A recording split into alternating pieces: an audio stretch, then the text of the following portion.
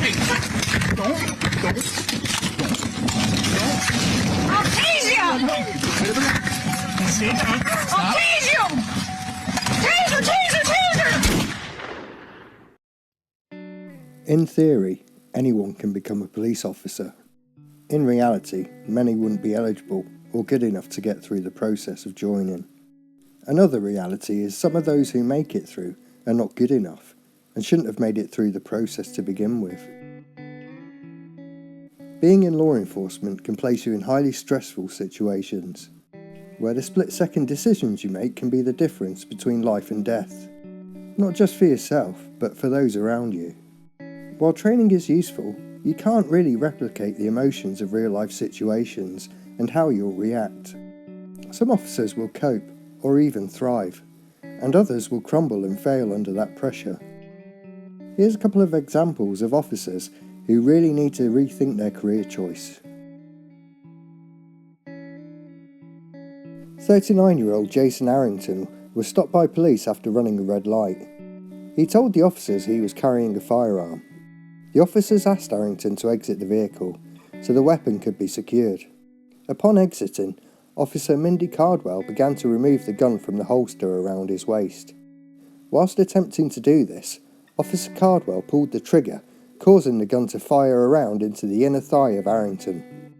While this was complete negligence by Cardwell, what is also telling is a complete silence, an aimless wandering around after accidentally discharging the weapon.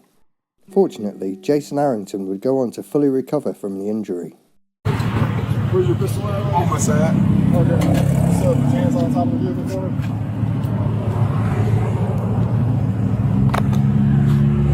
I appreciate that, me and Bird. Oh, yeah, alright. Oh, shit. You okay? Hey. Put the gun down. Put it down. You okay? Nope. Yes, down. Thanks. Rescue 1068. Let's go.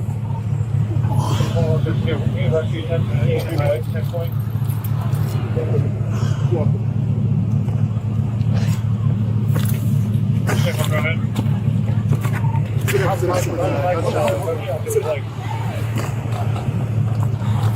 Tourniquet.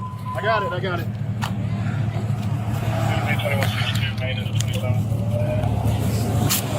You okay? Hey, Cindy, do me a favor. Just get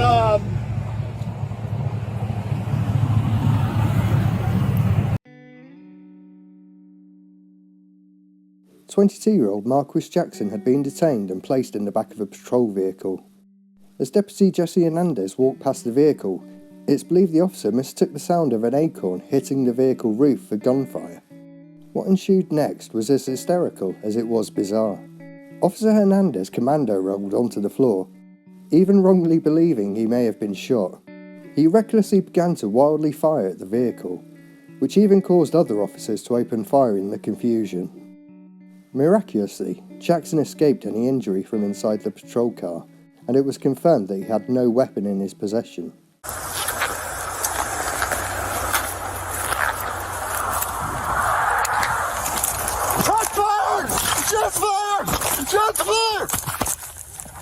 Shots fired! You know.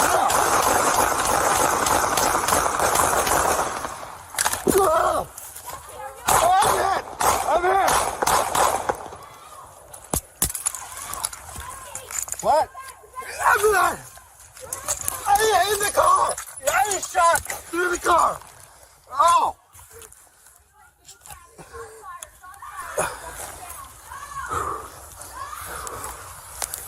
Come on to me.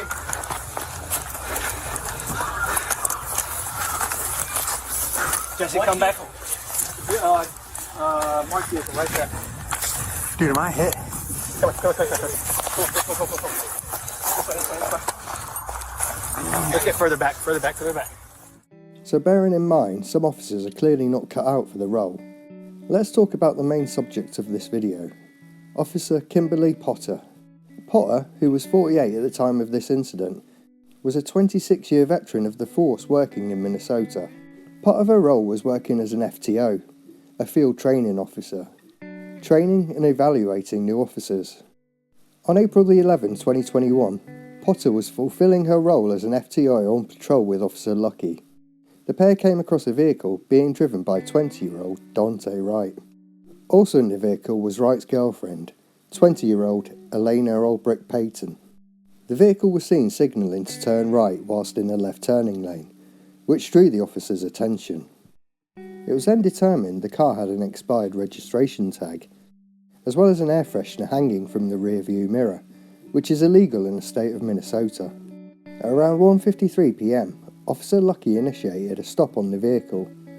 This is what followed. 814, a Union Boy yellow. It'll be on 63rd and Orchard Lane. Really? Move forward. You're gonna stop right here. Hey, can I get a second car over here, please?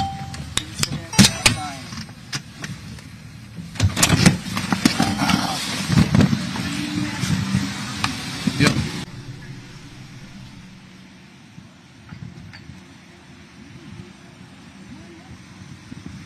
Hey, what's going on, man? You got a driver's license and proof of insurance for me at all?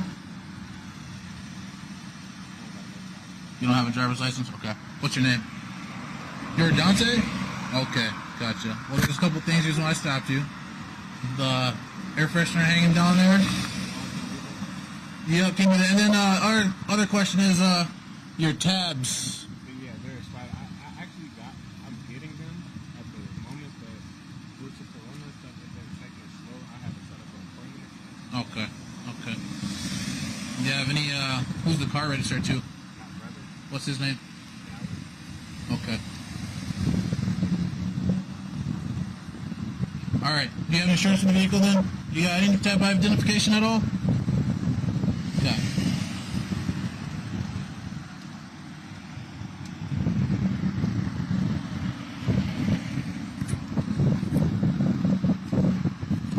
Yeah, just keep looking for the insurance, and then I'm gonna write your name and date of birth down, alright? So. Alright, well, just sit down over here back, man. Just keep looking for the insurance, okay? Okay.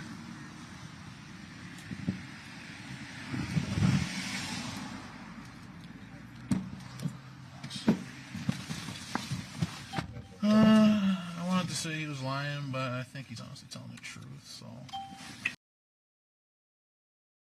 New message. Or Darius. License status. Suspended. Mail. State records hit. See? Don't want to code for yourself. Sorry, that's the car. Queries. Keep going. It's got a gross Daunte Wright. weapons violation. And it smells like marijuana in the car, so it's the second one we got. 3238 Central Virgin.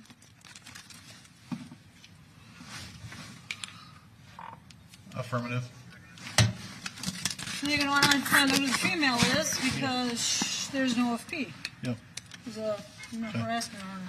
He's got a gross misdemeanor warrant, and there's an OFP for a female, so I need to ID her. There's also residue, like weed on the middle console, so probably search the car. Apparently the car is his brother's. You want to tell him what the warrant's for? Warrant is for the weapons violation. Has been updated. So after running Wright's details, it was determined he had an arrest warrant for a weapons violation, a protective order against him, as well as Officer Lucky identifying the potential use of marijuana. This now escalated the original traffic stop into a more serious situation, particularly the fact that Wright had a previous weapons violation. What also slightly changed the dynamic of the situation was the fact that the two officers were joined by Sergeant Johnson, a superior to Officer Potter, which caused her demeanour to suddenly change. Perhaps wanting to impress and show what a competent FTO she was, her attitude towards Officer Lucky appeared to become a little more condescending. The sergeant's arrival may also have caused Potter to feel the need to be more assertive in what was about to occur. She felt the need to show how superior and better equipped for these situations she was compared to the less senior rookie she was partnered with, causing her to become a little too overconfident and wrongly believing in her own abilities. So, Daunte Wright. Daunte Daunte Wright? Wright. Aren't those the Wright brothers? Not the ones that fly, but the other one? Hey, so I'm just gonna get him out and then cuff him up. I mean, he's got a warrant, so I'm just gonna get him cuffed up.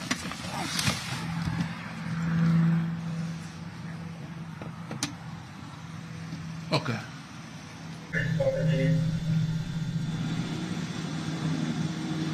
Hey, Daunte. Alright, man, here, do me a favor. Just step up and I'll explain what's going on.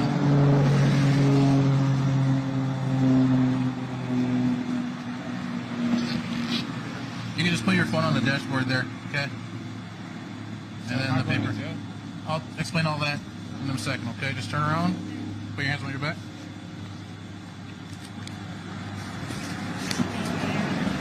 Okay, so you are going to be under arrest, okay? You got a warrant. You have a warrant. Don't. I'm not doing nothing. Don't. You're tensing up, bro. I'm Don't not do touching it. nothing. Don't do it. Put your hands on your back. Hey, don't. I'll tease you! I'll tease you! Taser! Ah, he shot me. Oh, my shit! I just shot him. Yes! I grabbed the wrong fucking gun! I shot him! Oh my god! So, having accidentally shot someone, what would you expect her priorities to be? Particularly as a member of law enforcement. Wouldn't her priorities be making sure the person she shot is okay and receiving treatment? Trying to ensure the scene is safe and controlled? Or would you expect her to completely disengage from the situation and roll around on the floor wallowing in self-pity, only concerned about the consequences for herself? I got it.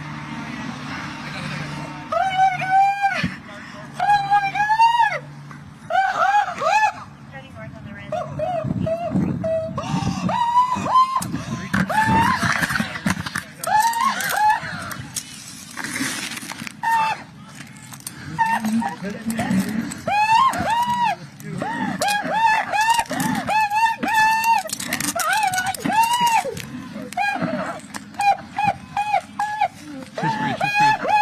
Are you okay? Just breathe. Just breathe.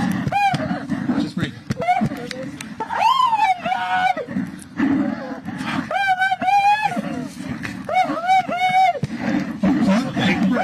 Just breathe.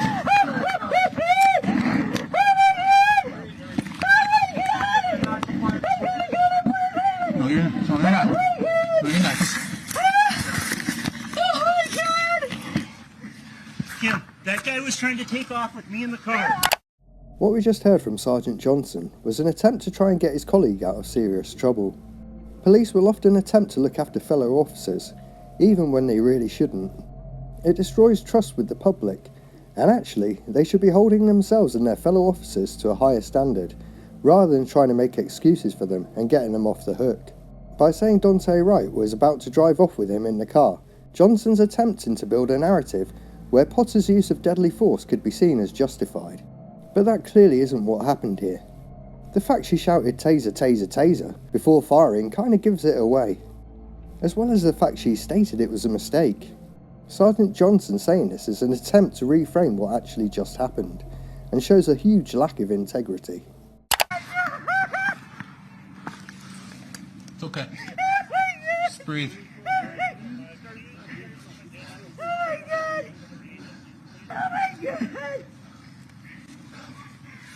He's still okay. Breathe.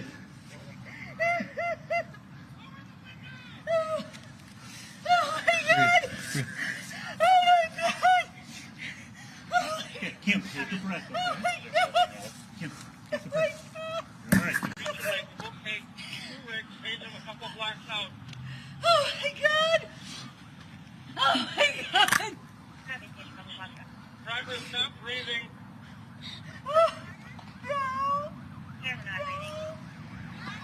No, no, just go. Oh my god!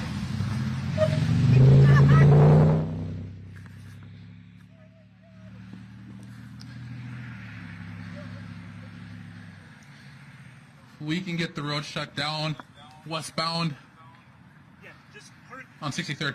My squad, not yours. Okay. Kim, I'm going to take this but give you mine, okay? No, just let me No. kill myself, Mike. No, that's not happening, Kim. I'm giving you my gun, okay? I'm just going to hold on to yours. All right? Kim? We'll get it all figured out, okay? I don't know. I don't know what's happened. Okay, Kim, sit down, breathe, okay? Hold my gun in your holster. I don't know what happened.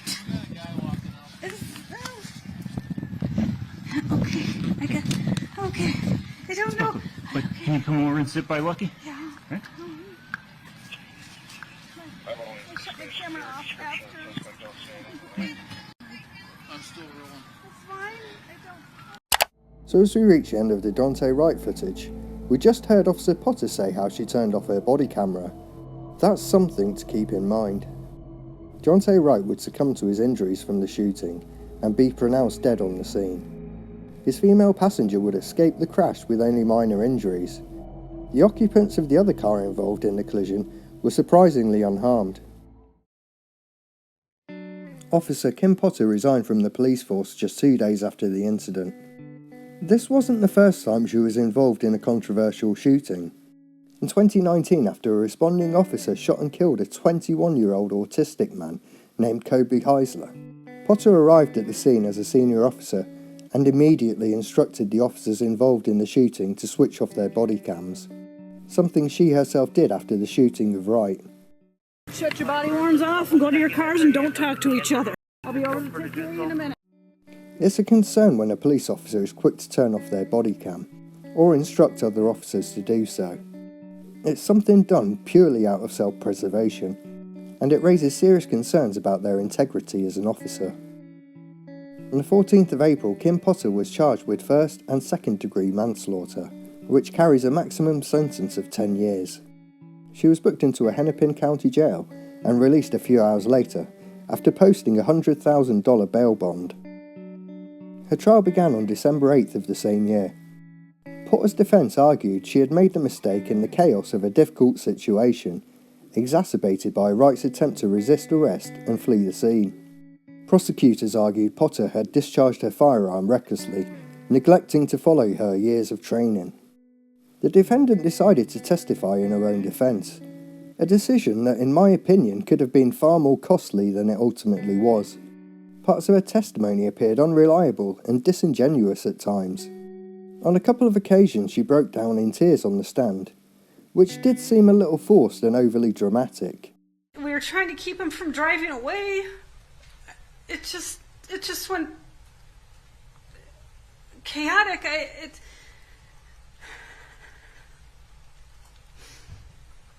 And then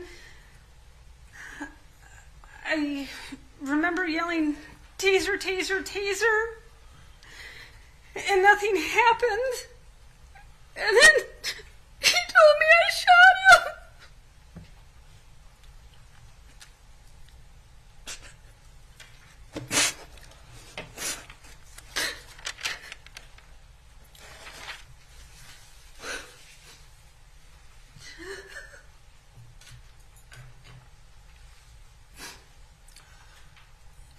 Can you proceed, or do you? Yes, it's fine. Okay. She also tried to play down any training she had received. On the one hand, claiming she had never received training on the differences between a firearm and a taser. And with respect to weapons confusion, was there ever any training, actual training about weapons confusion as you remember it? No. Did you even know what weapons confusion was before? Yeah. Wait till I finish the question. Before April 11th? It would be mentioned in training, but it wasn't something we physically trained on. Whilst also contradicting herself by recounting a time she was locked in a dark room in order to identify which weapon was which. And by that you mean what? There was no training on weapons confusion. You wouldn't be set in a dark room and told to grab which weapon. When a defendant comes across as dishonest, it's a problem. When that defendant is a former police officer, that dishonesty will surely become an even bigger problem for the jurors. It took those jurors 27 hours of deliberation before returning with their verdict.